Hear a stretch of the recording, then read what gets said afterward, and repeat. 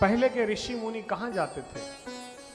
पहाड़ की कंदराओं में जाते थे और वो आंखें बंद करके स्मरण भक्ति करते थे। क्या करते थे?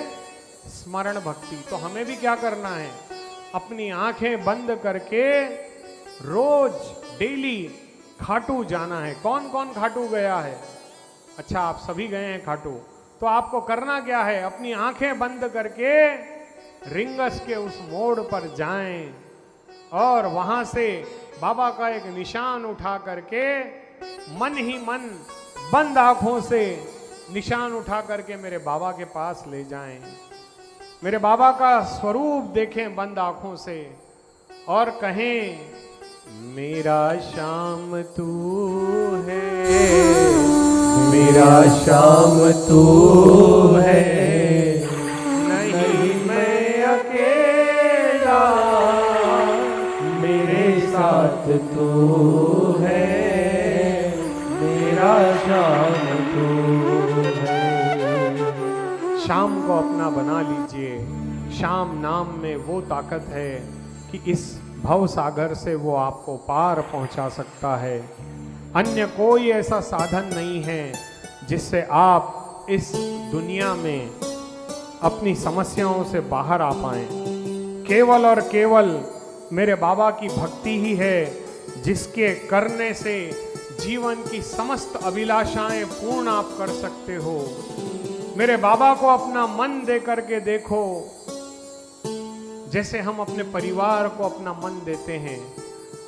हमारे माता पिता ने अपना जीवन हमारे लिए समर्पित किया है।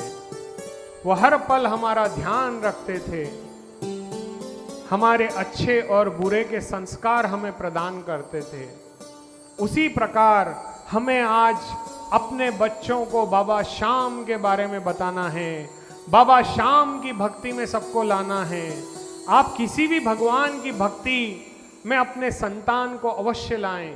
सत्य सनातन धर्म तभी सुरक्षित हो सकता है जब तक हम अपने बच्चों को भगवान की भक्ति से न जोड़ें, उन्हें अन्न का एक दाना नहीं दें। एक संकल्प बना लें कि बेटा ब्रेकफास्ट करना हो या लंच करना हो या डिनर करना हो, सर्वप्रथम आंखें बंद करके तुम अपने माता पिता और अपने भगवान को याद करना और कहना कि हे गोविंद, आपने हमें ये जो जीवन प्रदान किया है इसके लिए हम आभारी हैं प्रभु आपके।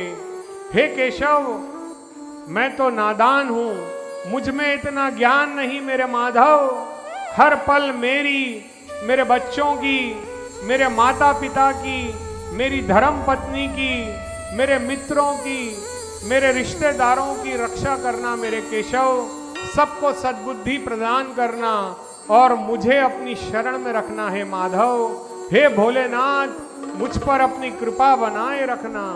ऐसा आप किसी भी भगवान को पहले नमस्कार करें, तदुपरांत आप भोजन करें। ऐसा देखिए, त्रिकाल संध्या शायद हमारे लिए करना संभव ना हो, परंतु भोजन प्राप्त करते समय यदि हम उस भगवान का धन्यवाद करते हैं, उस गोविंद को स्मरण करते हैं, अपने भोलेनाथ को स्मरण करते हैं, मेरे बाबा श्याम का स्मरण करते हैं, तो वो भोजन नहीं प्रसाद बन जाएगा।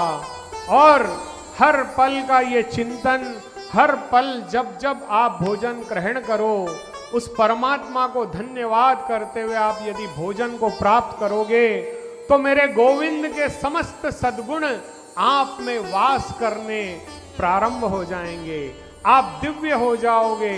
कम से कम यह एक ज्ञान आज हमें अपने बच्चों को देना है जिससे वो परमात्मा की कृपा प्राप्त कर सके। वो कहते हैं ना, जा पर कृपा राम की होई, ता पर कृपा करे सब कोई।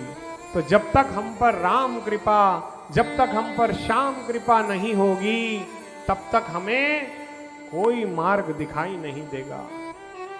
देखिए, किसी भी भगवान, जैसे मान लीजिए मैं बाबा श्याम का भक्त हूं, लेकिन आज शिवरात्रि है, तो मुझे करना क्या है? भोले बाबा की बहुत अच्छा अभिषेक करना है। और भोले बाबा का अभिषेक होने के बाद कहना है कि हे भोलेनाथ, मैंने आज जो आपका पूजन किया है, इसका पुण्य फल मैं एक ही चाहता हूं कि मुझ पर बाबा श्याम की कृपा बनी रहे, मुझे और कुछ नहीं चाहिए मेरे भोलेनाथ। तब भोलेनाथ भी प्रसन्न होंगे कि वाह, क्या श्याम भक्त मिला है।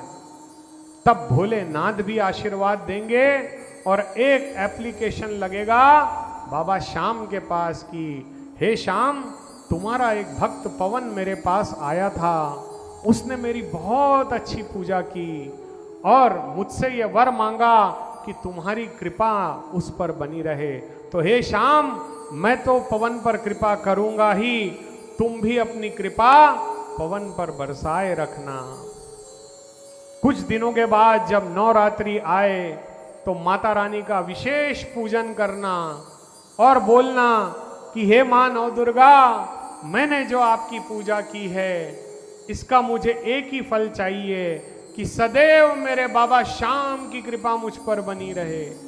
तब माता रानी भी आप पर कृपा करेगी। कई बार ऐसा होता है, जब हम किसी से मिलने जाते हैं तो लोग कहते हैं कि कौन भगवान बड़ा है, शंकर जी बड़े हैं या नारायण बड़े हैं या माता रानी बड़ी है।